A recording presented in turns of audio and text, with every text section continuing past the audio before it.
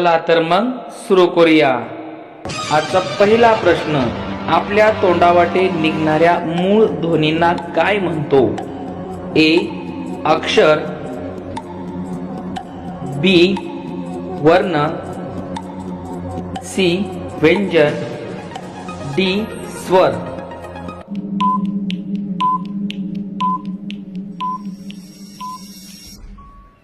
उत्तर आहे डी. वर्ण.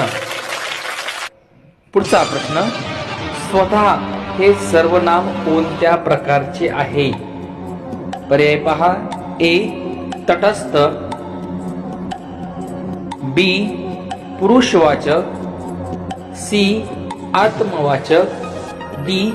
संबंधवाचक.